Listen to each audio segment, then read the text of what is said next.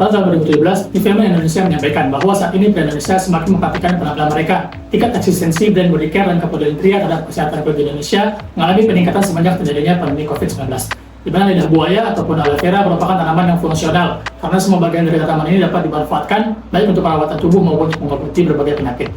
Manfaat tanaman ini untuk kesehatan tidak terlepas dari berbagai nutrisi yang terkandung di dalamnya yang terbukti sudah baik. Di mana kebersihan merupakan hal sangat penting karena semakin banyak penyakit yang timbul disebabkan oleh bakteri dan juga kuman.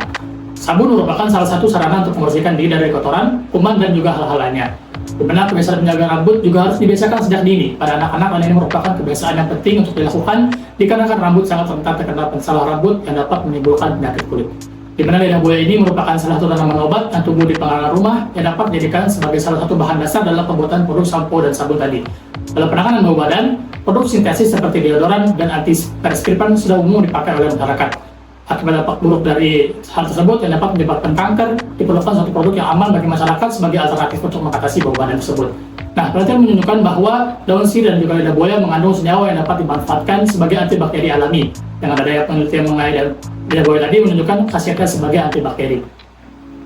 3. Perusahaan kami menawarkan body wash, sampo, dan deodoran berbahan alami seperti lidah buaya dan tawas. Walau menghadapi persaingan dari merek besar seperti PT Paragon Teknologi, produk kami unggul karena ramah lingkungan, efektif mengatasi bau badan ketombe, dan cocok untuk kulit sensitif. Target pasar kami adalah pria usia 15-50 tahun di perkotaan dengan daya beli menengah ke atas yang peduli pada kesehatan kulit dan rambut. Kami berposisi sebagai solusi perawatan tubuh alami dan bebas bahan kimia untuk konsumen yang sadar akan kesehatan dan lingkungan. Dengan market space 500 juta dan market share 60%, strategi pemasaran kami mencakup distribusi melalui jualan lokal, e-commerce, serta layanan pengiriman didukung promosi melalui website e-commerce dan endorsement influencer. Bisnis ini berlokasi di Jakarta dan juga memiliki pabrik yang berada di Tangerang. Di mana alasan lokasi tersebut dipilih adalah yang pertama dikarenakan dekat dengan sumber daya, yang kedua dikarenakan memiliki aksesibilitas yang cukup tinggi di mana dekat melalui bandara, pelabuhan, dan juga jalan lintas utama yang memudahkan distribusi. Dan alasan terakhir dipilihnya di sini dikarenakan ketersediaan listrik dan juga air yang mencukupi di daerah tersebut.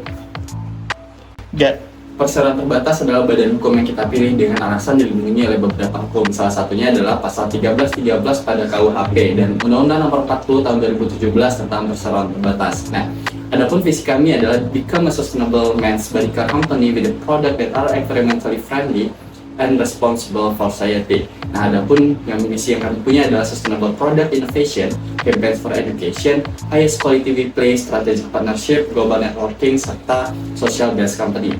Nah, mungkin ada beberapa founder dan presiden yang kita butuhkan dalam pendirian perusahaan ini, dapat teman-teman lihat di belakang, serta ada beberapa dokumen yang kita butuhkan untuk pendirian sebuah perusahaan terbatas, dapat dilihat di belakang. Serta biayanya dapat teman-teman lihat di belakang. Nah, untuk struktur organisasi sendiri itu ada direktur utama, wakil direktur utama, dan juga 4 direktur yang dipimpin di bidang itu. Nah, untuk kepemilikan pemegang saham itu ada 42% itu dari stakeholder kami, lalu kepemilikan manajemen 5% untuk menjaga independensi. Komposisi karyawan kami itu ada Gen X, Gen Y, dan juga Gen Z. Untuk komposisi karyawan kami itu tentu untuk bidang lainnya itu S1, dan untuk divisi produksi itu lulusan SMA ataupun SMK itu. Nah, untuk job specification, setiap bidang memiliki job specification-nya masing-masing. Nah, untuk flowchart ini untuk agar alur perekrutan karyawan berjalan dengan baik, nanti karyawan diterima ataupun karyawan ditolak itu. Nah, untuk standar operasional prosedur itu kami mengikuti peraturan perundang-undangan yang berlaku. Untuk kebijakan kerja itu ada jam kerja, cuti, disiplin, keamanan, kesehatan untuk menjaga SOP perusahaan. Nah, database karyawan mungkin bisa di sini nanti. Nah, untuk struktur dan skala upah ada golongan 1, 2, 3, 4, dan 5. Struktur dan skala upah ini kami mengikuti peraturan perundang-undangan yang berlaku di Indonesia. Dari aspek sosial sendiri, para pihak sekarang semakin sadar akan kesehatan. Permintaan produk alami semakin meningkat dan lidah buaya menjadi pilihan tepat untuk hal ini. Produk ini dapat meningkatkan kualitas hidup pria tentang perawatan alami. Selain itu, dengan memberdayakan petani lokal, ini dapat mensejahterakan petani lokal tersebut.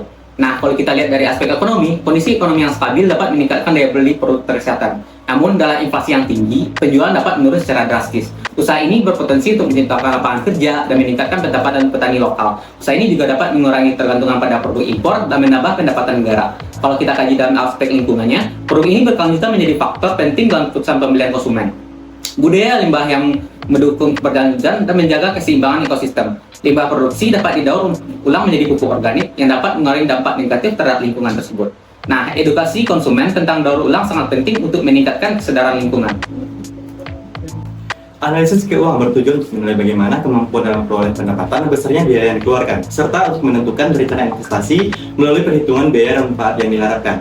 Ada beberapa komponen yang dianalisis dalam aspek keuangan pada PT Nexus Indonesia Teknologi, yaitu kebutuhan dana, sumber dana, proyeksi biaya, proyeksi harga dan total penjualan, proyeksi laba rugi, proyeksi arus kas, dan analisis penilaian investasi menggunakan metode payback period, NPV, dan IRR. Dari analisis rencana keuangan yang telah kami buat, perusahaan ini akan mencapai titik payback period pada tahun ke-8 setelah berdiri, dengan NPV senilai 498 miliar dan dengan IRR 122%. Tentunya menjamin keberlanjutan perusahaan ini untuk terus bertumbuh dan perlahan menjadi top of mind produk body care khusus pria.